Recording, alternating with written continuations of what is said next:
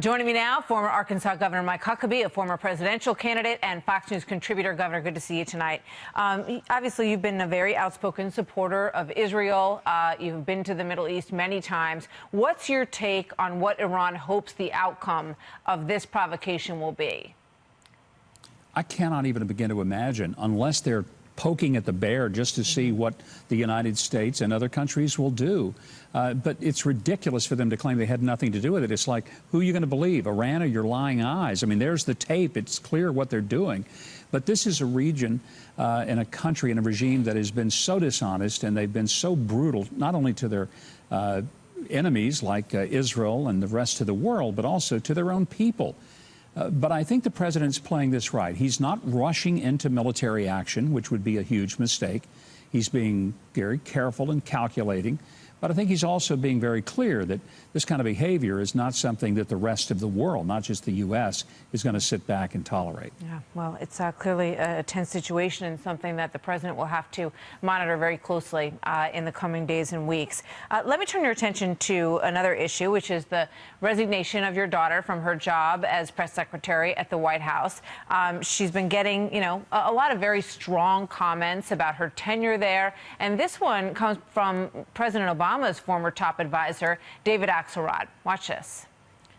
If you are the spokesperson for a habitual liar, it's like being fire marshal for a pyromaniac. It's not going to end well for you. In this job, she was called upon to choose between her fidelity to Trump and her fidelity to the truth, and she chose Trump. I mean, her legacy is one of defending the indefensible.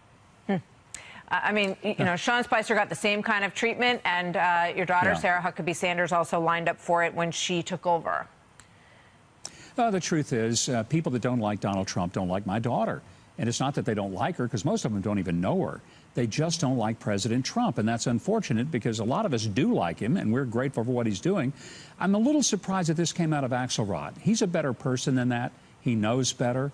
And I'm really shocked and surprised that that he would go there to that degree. But again, he's a CNN contributor. What is he going to do? They pay people to hate President Trump. That's what they pay them to do. So I guess he earned his paycheck on that particular segment.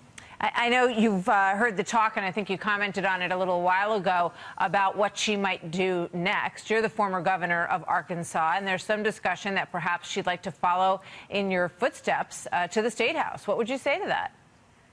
Well, I would be thrilled to death if she decided to do that. She's probably the only person ever moving into the governor's mansion who'd lived there before, who spent most of her growing up there. So I think it would be kind of interesting. She knows where all the bodies are buried. I think she probably helped bury some, quite frankly. What do you mean by that? I don't know what she's going to I don't know what she's going to do. I frankly don't think she knows either, because she hasn't had time to come up for air in the past 3 or 4 years. So she's going to spend some time with her children. She's going to kind of reassess, decide what's next. But I can tell you this, she is so grateful to the president for the opportunity she had. And if anybody wonders, I can assure you, she loves this president, very loyal to him, didn't leave for any negative. She just left because it's a tough job, and she's got three small children, and felt it was a good time to make the move. She's done an enormous amount of travel, and she has put in excruciating hours and done so without any complaints about it. She's a very hard worker, and the president, I know, feels very strongly about having her there. Just real quick before I let you go, he's also said, speaking of loyalty, that he is not going to, encourage Kellyanne Conway to leave based on what a watchdog agency has determined are Hatch Act violations. What do you say to that? Well, I think he's taken the right position.